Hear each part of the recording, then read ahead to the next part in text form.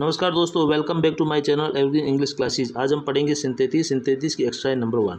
Combine the following sentences as directed. जिसे direction दिया हुआ है सेंटेंसेज को कंबाइन करें। Question number first, he was awarded, इसे इनाम दिया गया। He gave good result. Use participle का प्रयोग करें। अब यहाँ हमें ये नहीं दिया गया कि प्रेजेंट पार्टिसिपल का प्रयोग करना है या पास्ट पार्टिसिपल का प्रयोग करना है या फिर परफेक्ट पार्टिसिपल का प्रयोग करना है। तो सेंटेंस के नेचर से हम पहचानेंगे कि इसमें कौन सा प्रयोग करेंगे। तो यहाँ पर प्रेजेंट पार्टिसिपल का प्रयोग नहीं होगा, पास्ट पार्टिसिपल का प्रयोग नहीं होगा, तो यहाँ पर परफेक्ट पार्टिसिपल का प्रयोग किया जाएगा। ही वॉज अवार्डेड को हमें परफेक्ट पार्टिसिपल में बदल देंगे, लिखेंगे हैविंग बीन अवार्डेड। हैविंग के बाद में बीन का प्रयोग क्यों किया गया? क्योंकि यहाँ पर पैसिव वॉइस में लिखा हुआ है। आगे का सेंटेंस हम ऐसे कैसे उतार देंगे, ही गेव गुड रिजल्ट, और बीच में कोमा का प्रयोग हम कर देंगे। और आगे वाले सेंटेंस का सब्जेक्ट जो ही दिया हुआ है उसको ही में एज को छोटा कर देंगे।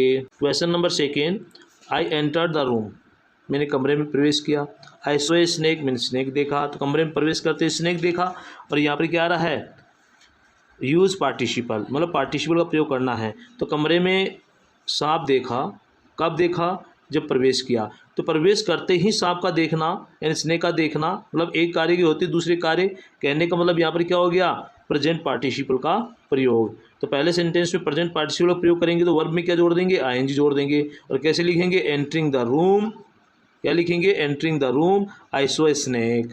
Question number 3, Mohan was terribly overworked, he needed some rest. Use participle, तो पार्टिसिपल का प्रयोग करने के इसमें क्या कि टेरिबली ओवरवर्क्ड हुआ है। टेरिबली ओवरवर्क्ड पास्ट पार्टिसिपल का प्रयोग हुआ। मोहन नीडेड सम रेस्ट, तो मोहन को रेस्ट की जरूरत है, मतलब बहुत ज़्यादा अतिरिक्त कार्य करने पर मोहन को किसकी जरूरत है, रेस्ट की जरूरत है। Question number 4, Sita ran fast, she wanted to catch the bus. Use infinitive, तो टू इन्फिनेटिव का प्रयोग करना है। तो पहला सेंटेंस एज इट उतार देंगे, सीता रैन फास्ट। और अगले जो सेंटेंस दिया हुआ है उसकी मेन वर्ब से पहले टू का प्रयोग करेंगे और आगे का सेंटेंस उतार देंगे। तो दूसरे सेंटेंस की मेन वर्ब क्या है, कैच द बस। तो कैच क्या है, यहाँ पर वर्ब हैं। और आगे का सेंटेंस द बस ऐसे कैसे उतार देंगे। तो क्या लिखेंगे, Sita ran fast to catch the bus. इस वर्ब से पहले टू पहले भी लगा हुआ है इसमें, और हमें नहीं लगा हुआ तो हमें लगाना होगा। फिफ्थ सेंटेंस में देखते हैं हम, आई took food, I took it in ए हरी, मैंने भोजन लिया, इन भोजन किया, और ये मैंने कैसे किया, जल्दबाजी में किया। सेंटेंस को ऐसे कैसे उतार देंगे। और सेकंड सेंटेंस में जो इन ए हरी दिया हुआ है उसको हरीडली कर देंगे, एडवर्ब में बदल देंगे। तो I took food hurriedly. Question number 6, the storm stopped, तूफान रुक गया। People came out of their houses, लोग घरों से बाहर आए। यूज नॉमिनेटिव एब्सोल्यूट कंस्ट्रक्शन का प्रयोग करना है, मतलब हुआ कि एक कार्य होने पर दूसरा कार्य का होना। तो पहले कार्य को क्या कर देंगे हम, परफेक्ट पार्टिसिपल में बदल देंगे। कैसे, द स्टॉर्म हैविंग स्टॉप्ड, मतलब स्टॉर्म के रुकने पर यानी रुक जाने पर people came out of their houses. Question number 7 में लिखा है, Pratap was a powerful Indian king, यानी प्रताप पावरफुल इंडियन किंग था। He fought against Akbar, Akbar के विरुद्ध लड़ा। तो यूज फ्रेज इन अपोजिशन का प्रयोग करना है। तो फ्रेज इन अपोजिशन का मतलब होता है किसी नाउन के बारे में एडिशनल जानकारी देना किसी दूसरे नाउन के द्वारा। तो कैसे लिखेंगे इसे, प्रताप, प्रताप के बाद में लिखेंगे कोमा, और फिर क्या है, ए पावरफुल इंडियन किंग। तो ए पावरफुल इंडियन किंग ये इसकी एडिशनल जानकारी है। फिर कोमा का दोबारा प्रयोग, और फिर फॉट अगेंस्ट अकबर। इसको इस प्रकार से हम लिखेंगे। Question number 8, Ashok fought, question number 8, Ashok bought a pen, Ashok ने पेन खरीदा। He paid 10 rupees for it, और उसने इसके लिए 10 रुपये दिए, मतलब 10 रुपये में खरीदा। तो यूज प्रीपोजिशन विद नाउन और जिरंड, नाउन और जिरंड के साथ प्रीपोजिशन का प्रयोग करके। तो Ashok bought a pen as it उतार देंगे। अब कितने में खरीदा, तो उसके लिए प्रीपोजिशन फॉर का प्रयोग, फॉर 10 रुपीज़, फॉर 10 रुपीज़ यहाँ लिख देंगे, बाकी को छोड़ देंगे। Question number 9, Ashok is still upset, Ashok अभी भी अपसेट है। हिज डॉग हैज़ डाइड, उसका डॉग मर गया। तो यूज प्रीपोजिशन विद नाउन और जिरंड, सेम ऊपर वाले की तरह दूसरा सेंटेंस है। तो अशोक इज स्टिल अपसेट ऐसे किस उतार देंगे। अब परेशान किस बारे में, तो अबाउट का प्रयोग कर देंगे। तो अबाउट हिज डॉग्स डेथ, यानी अपने डॉग की डेथ को लेकर वो क्या है, परेशान हैं। Question number 10, he heard a sound, उसने आवाज़ सुनी। It was all of a sudden, और ये अचानक थी, मतलब अचानक से आवाज़ सुनी। तो यूज एडवर्ब फ्रेज का प्रयोग करना है। तो एडवर्ब फ्रेज क्या हो जाएगा इसमें, all of a sudden and अचानक, ऑल ऑफ ए सडन अचानक, फिर कोमा और पहला वाला सेंटेंस उतार देंगे, he heard a sound. Question number 11, he is rich, he is not happy. Begin with despite से शुरू करना इसको।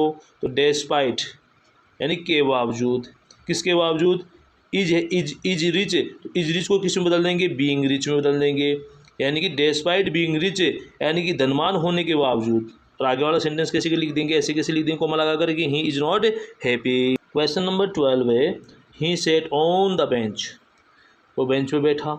ही टुक हिज पेन, अपना पेन लिया। और ही रोट ए लेटर, और लेटर लिखा। पार्टिसिपल का प्रयोग करेंगे, किसका प्रयोग करेंगे, पार्टिसिपल का। तो प्रेजेंट पार्टिसिपल का प्रयोग करेंगे, पहला काम हुआ और फिर दूसरा कार्य हुआ। तो देखो टेकिंग हिज पेन, टेक को किस में बदल देंगे, टेकिंग में। तो टेकिंग हिज पेन, क्यों लिया पेन, फॉर, और फॉर के बाद में क्या आता है, जिरंड आता है, तो फॉर राइटिंग ए लेटर। और he sat on the bench, और वो बेंच पर बैठ गया। तो taking his pen for writing a letter, he sat on the bench.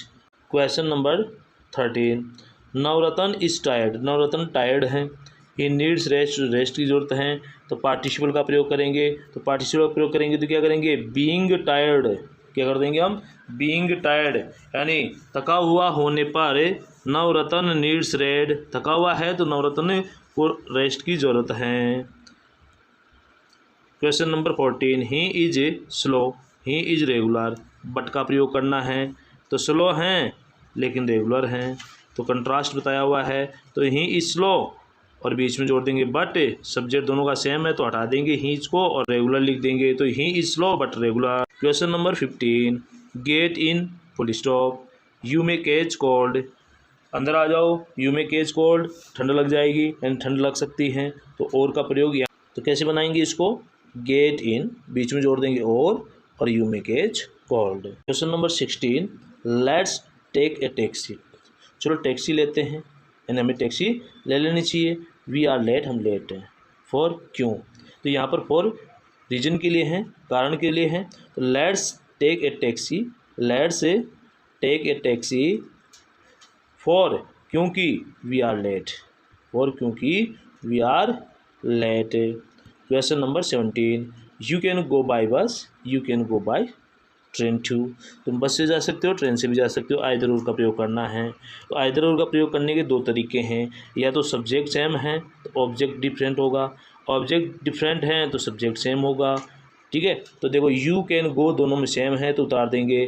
फिर डिफरेंट क्या है, ऑब्जेक्ट, तो पहला आइदर यहाँ लिख देंगे, फिर बाय बस लिख देंगे, फिर और के बाद दूसरा ऑब्जेक्ट लिख देंगे। तो कैसे हो जाएगा ये, you can go either by bus और by train. Question number 18, I do not tell a lie, I do not tolerate a lie, यहाँ नाइदर नोर का प्रयोग है। तो नाइदर नोर का प्रयोग तब करते हैं जब दोनों सेंटेंस में नेगेटिव दिया हुआ हो। तो नेगेटिव की जगह नाइदर और नोर का प्रयोग कर देंगे।